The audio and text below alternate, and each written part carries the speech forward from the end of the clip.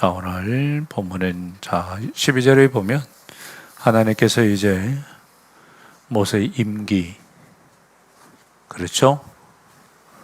모세의 임기는 40년이었습니다. 이스라엘 백성의 지도자로 하나님께서 80세에 불러서 그의 나이 120살과 40년을 하나님께서 당신의 백성들의 지도자로 삼으셨습니다. 이제 하나님께서 가나안 땅을 앞두고 모세의 생명을 거두시고, 그리고 비스가 산, 오늘 맨 처음에 무슨 산이라고 했죠? 12절에 보니까 어느 산으로 올라가라고 그랬어요. 아라빔 산맥이라고 우리가 생각할 수 있습니다. 다시 말해 산이라고 성경에는 번역이 되어졌는데, 이 아바림 산, 평지 위에 우뚝 서 있는 산이에요. 언덕이라고 표현할 수 있는데 그렇게 높은 산은 아닙니다. 그런데 그 아바림 산맥, 느보산도 있고 이 앞에 비스가산도 있고, 그러니까 다시 말씀드리면 아론이 죽었던 산이나 그리고 모세가 죽었던 산이 거의 비슷하다라고 생각을 할 수 있습니다. 그러나 전에도 아론이 죽었을 때 또 하나님께서 산에 올라가서 당신의 대제사장 아론의 생명을 거두셨고, 오늘도 마찬가지입니다. 오늘 또 어떻게 보면 하나님께서, 자 보세요, 여호와께서 모세에게 이르시되 너는 이 아바림 산에 올라가서 내가 이스라엘 자손에게 준 땅을 바라보라 라고 이야기하면서 13절 본 후에 내 형 아론이 돌아간 것 같이 너도 조상에게로 돌아간다. 그러니까 우리는 어떻게 보면 죽는다 라는 그런 어떤 표현들을 쓰지만, 우리나라 표현에도 돌아가셨다라는 표현들을 쓰듯이 히브리 문학에서는 특별히 돌아간다라는 의미를 굉장히 두고 있습니다. 우리도 마찬가지입니다. 우리도 지금은 어떤 납골당이 되어져 있고 각자의 묘소들이 되어져 있었지만, 얼마 전까지만 해도 죽으면 어디로 갔어요? 전부 다 선산. 다시 말하면 어떠한 시족사회에서 죽은 사람을 묻기 위해서 선산들을 준비해가지고 그 선산에다가, 그러니까 조상에게로 계속 돌리는 그런 일이 있습니다. 그런데 여기에는 특별히 우리나라에는 그 옆에 그냥 묻히는 거, 요즘은 합장하는 경우도 있습니다만 요즘은 거의 봉을 세우는 일은 거의 없고요. 이제는 납골묘로 거의 다 하는데, 저희 형님 돌아가실 때만 해도 시신을 강주에다가 묻었음에도 불구하고 저희 형님은 화장을 안 했어요. 화장을 안 하고 바로 매장했어요. 바로 매장. 그때는 기독교인들은 화장하면 안 된다고 그래가지고 화장을 안 하고, 화장은 어떻게 보면 불교 문화죠. 그래서 화장을 안 하고 매장. 그런데 이게 법으로 화장을 안 하면 요즘 받아주지를 않으니까 요즘 법적으로 전부 다 화장을 해야 되는 그런 상황입니다. 요즘 매장했다면 큰일 나요. 매장했다고는 파가요. 파간다고, 나라에서. 매장하면 안 돼. 매장하면 안 되고, 화장해서 매장할 수는 있는데 땅에도 묻을 수는 있어요. 화장해서 저기를 갖다 땅에다 묻을 수는 있는데, 그런데 화장해서 매장 한 상태로 그대로 저기 한 상태로 매장은 할 수 없어요. 그러니까 조상에게로 돌아가가지고 납골 공동묘 이렇게 해서 같이 부부가 묻히는 경우도 있긴 합니다만은, 바로 옆에 묘들을 갖다 그렇게 우리나라는 세워서 조상에게로 돌립니다. 그런데 히브리 문화에서는 그게 아니고요. 전에도 이야기했듯이 거기는 묘가 굴이에요, 굴. 이렇게 파면 파져요. 손으로 파는 게 아니라 이렇게 하면 파져요. 그리고 이렇게 공기가 통해서 굉장히 시원한, 그래서 저는 이야기했듯이 좀 거류민들, 좀 거지들, 그 다음에 좀 정신적으로 이상하신 분들, 그래서 광인 같은 경우도 무덤에 거했다라고 이야기했잖아요. 그런 사람들이 문득병 환자들이나 공동체 생활을 할 수 없었던 사람들이 무덤에서 살기도 했습니다.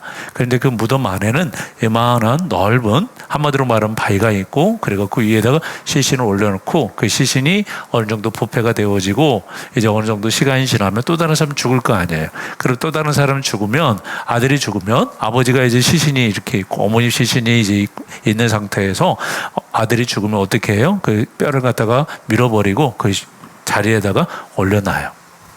그걸 계속 조상에게로 돌아갔다, 그 이야기는 뼈를 계속 쌓는 거예요. 굉장히 성경적입니다. 한 가족, 한 곳에서 나왔기 때문에 하나님께서 거기서 돌리시는데 바로 그거예요. 너도 한마디로 하면 조상에게로 돌아갈 것이다 라고 이야기하는데, 모세의 시신을 수습은 성경에 보면, 다른 데 보면 천사하고 사탄하고 싸우는 일도 있습니다만은 하여튼 그거 나중에 보고요. 보세요. 내 형 아론이 돌아간 것 같이 너도 조상에게로 돌아갈 것이다 라고 이야기를 합니다. 자 14절에 이는 신 광야에서 회중이 분쟁할 때에 너희가 내 명령을 거역하고 물가에서 한마디로 말하면 하나님께서 가서 외치라고 이야기했는데 무리를 나오게 하기 위해서 어떻게 해서 지팡이로 2번을 내리쳤어요. 또 목사님들은 한 번 내리쳐야 되는데 2번 내리쳤다라고 해가지고 그렇게 해서 들어가지 못했다라고 이야기하지만 이건 아니에요. 네. 아니 하나님이 그렇게 저기 하는 하나님이세요? 이것은 문맥상 잘 봐야 돼요. 아니 우리가 저기 하면서 성질 낼 수 있어요 없어요? 성질 냈다고 전부 다 지옥 가면 네. 저를 옹호하기 위해서 한 이야기는 아니고 혈기 냈다고 해서 전부 다 지옥 가면 베드로 같은 경우는 수십 번 갔었어야지. 심지어 예수님에게 가나요. 가나였다는 말은 예수님을 윽박질렀다는 이야기예요. 네. 베드로가 나이가 한참 더 많습니다. 형으로서 예수님한테 야 이 새끼야 내가 너 바로 다 버려두고 너를 따랐는데 뭐 우리를 개고생시키냐 닥쳤던 개냐 라고 그렇게 베드로가 예수님에 대해서 한마디로 말하면 항변했다라는 그런 어떠한 뉘앙스로 저희가 해석을 할 수 있습니다. 그럼 베드로 같은 경우는 이미 지옥 갈게요? 아니죠. 그런데 하나님께서 봐보세요. 지금 현재 모세가 아니면 아론이 그렇게 함으로 인해서 실은 아론도 이것 때문에 들어갈 수 없다라고 이야기했습니다만은 그 이유가 있어요. 오늘 봐보세요. 뭐 하였기 때문에요? 내 명령을 거역하고 그 물가에서 내 거룩함을 그들의 목전에서 나타내지 아니하였습니다. 이 물은 광야 가데스의 물이반 물이니라. 다시 말하면 회중이 뭐 할 때? 분쟁할 때라겠죠.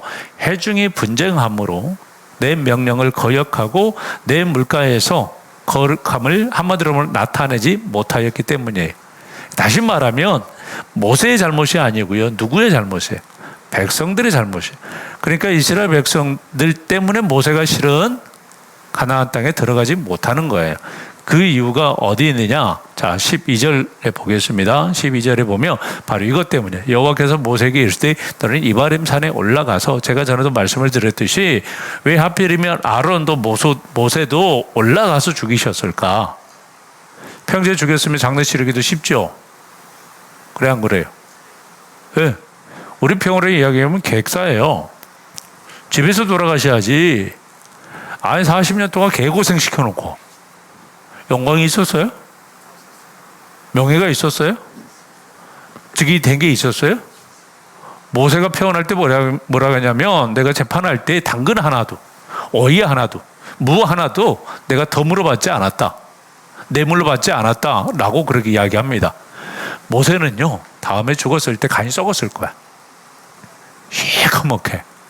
그 정도로 고생했던 왕궁이나 있었어요.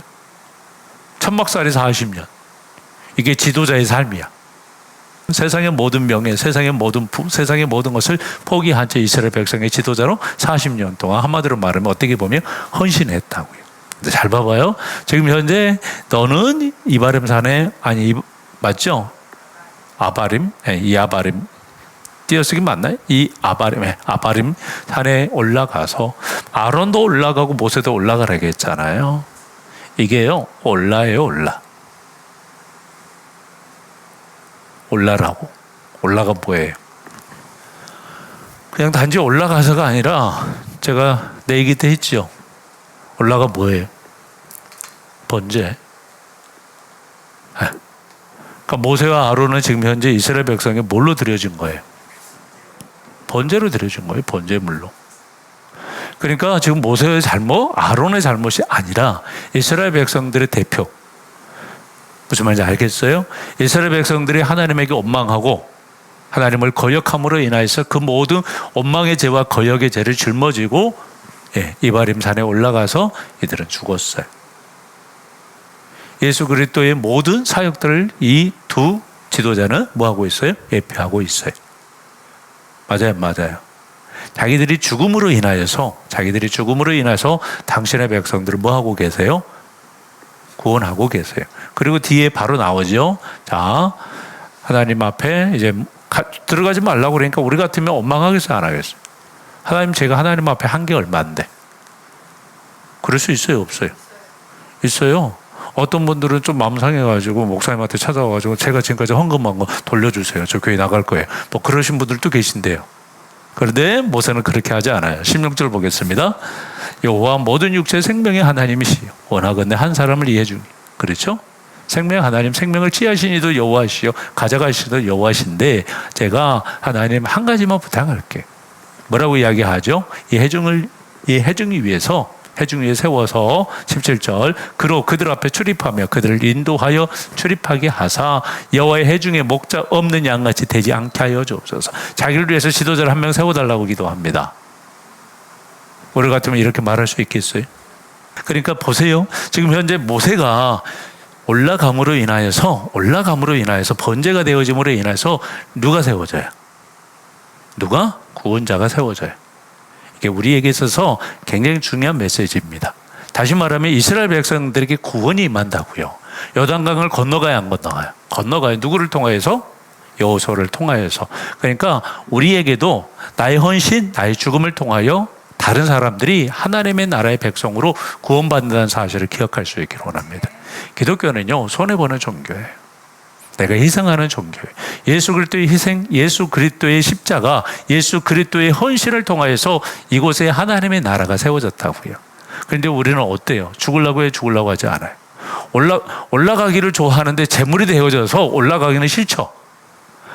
예, 세상의 명예와 세상의 뭘 다 주가도 올라가고 막 올라가기를 원하지만 한마디로 말하면 내가 죽어가지고 연기가 올라가기를 전부 다 원하지 않습니다.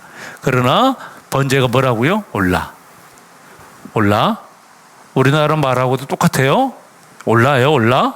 이 올라가 되어진 모세. 그 모세를 통하여서 당신의 백성들이 뭘 얻는다고요? 구원을 얻는다고요.